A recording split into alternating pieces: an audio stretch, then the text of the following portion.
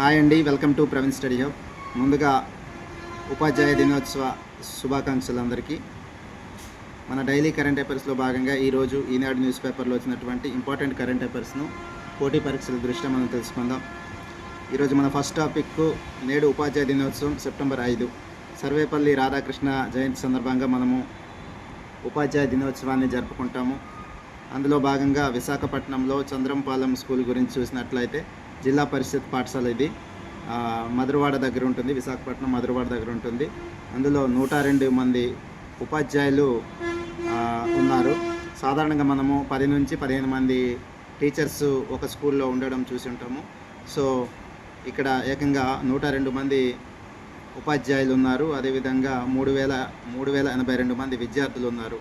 అయితే రాష్ట్రంలోనే అతిపెద్ద ప్రభుత్వ పాఠశాలగా గుర్తింపు పొందింది. ఓకేనా, ఈ చంద్రంపాలెం జిల్లా పరిషత్ పాఠశాల. Okay, ZP school. ఓకేనండి. నెక్స్ట్ సెకండ్ టాపిక్, దేశంలో తగ్గుతున్న కొత్త తరము, అంటే న్యూ జనరేషన్ తగ్గుతుందని చెప్పి వార్తల్లో నిలవడం జరిగింది. ఎస్ఆర్ఎస్ నివేదిక 2023 వెల్లడించిందనమాట. 0 to 14 years జనాభా తగ్గుతుందని చెప్పి మనకు నివేదిక వెల్లడించి జరిగింది. అదేవిధంగా 15 to 59 years వాళ్ళి, అంటే 15 నుంచి 59 సంవత్సరాల జనాభా ఎక్కువగా ఉంది. సో భవిష్యత్తులో ఇది తగ్గిపోతుందన్నమాట. తర్వాత 2 కన్నా దిగువకు సంతానోత్పత్తి నిష్పత్తి అన్నమాట. తెలుగు రాష్ట్రాల్లో ఇది 1.5కే పరిమితం అయింది. దేశ ప్రగతికి అవరోధంగా మారనున్నటువంటి శ్రామిక వనరుల కొరత. ఓకేనా.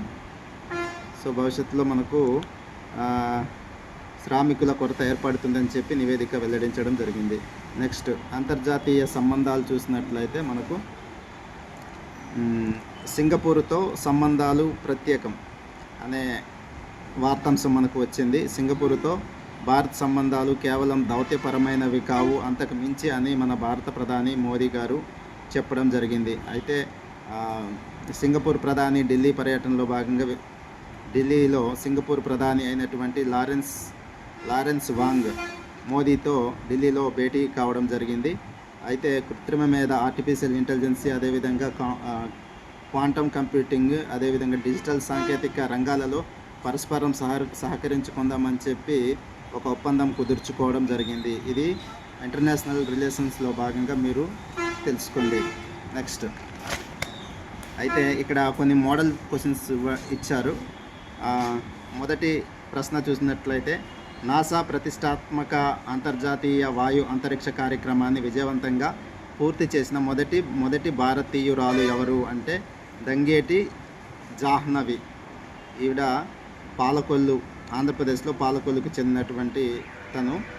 ఓకేనా. నాసా ప్రతిష్టాత్మక అంతర్జాతీయ వాయు అంతరిక్ష కార్యక్రమాన్ని విజయవంతంగా పూర్తి చేసిన మొదటి మహిళా భారతీయురాలుగా నిలిచింది జాహ్నవి. గుర్తుపెట్టుకోండి, ఇంపార్టెంట్. నెక్స్ట్ అంతర్జాతీయ అణుశక్తి సంస్థ IAEA. ఓకే, ఇటీవల ఏ దేశ భాగస్వామ్యంతో కాన్వెక్స్ 3 పేరు గుర్తుపెట్టుకోండి. కాన్వెక్స్ 3 పేరుతో అతిపెద్ద అంతర్జాతీయ అణు అత్యవసర ఎక్సర్సైజ్ను నిర్వహించింది అంటే రొమేనియా. గుర్తుపెట్టుకోండి, ఇది ఇంపార్టెంట్. ఇది కూడా ఇంపార్టెంట్, ఈ ఫస్ట్ కూడా ఇంపార్టెంట్. నెక్స్ట్ థర్డ్ క్వశ్చన్, గిరిజన సంక్షేమ పథకాల అమలును బలోపేతం చేయడానికి కొత్త తరానికి శిక్షణ ఇవ్వడం లక్ష్యంగా కేంద్ర గిరిజన వ్యవహారాల మంత్రిత్వ శాఖ ఇటీవల ఏ కార్యక్రమాన్ని ప్రారంభించింది అంటే ఆది కర్మయోగి. ఓకే, ఈ పథకం గుర్తుపెట్టుకోండి, ఇది కేంద్రానికి సంబంధించిన పథకం. సో ఇవి 3 రకాల మోడల్ ప్రశ్నలను పోటీ పరీక్షల దృష్ట్యా ఈనాడు న్యూస్ పేపర్లో ఇవి రావడం జరిగింది. సో ఇవి మీకు ఇంపార్టెంట్, ఉపయోగకరంగా ఉంటాయని చెప్పి నేను వీడియో చేశానండి. ఇదండి ఈరోజు ఈనాడు న్యూస్ పేపర్లో పోటీ పరీక్షల కోసం ప్రిపేర్ అవుతున్న అభ్యర్థుల కోసం వచ్చినటువంటి ఇంపార్టెంట్ కరెంట్ అఫైర్స్గా మనము భావించడం జరుగుతుంది. సో అభ్యర్థులు గమనించాలి, నేను 10 నిమిషాల కంటే లోపే వీడియోస్ చేస్తున్నాను.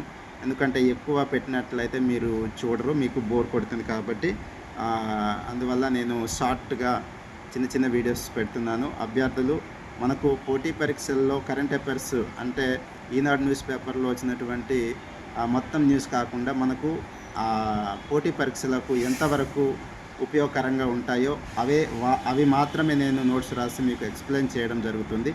అభ్యర్థులు గమనించాలండి. ఈ యొక్క అవకాశాన్ని మీరు వినియోగించుకోండి. ఓకేనా? Thank you.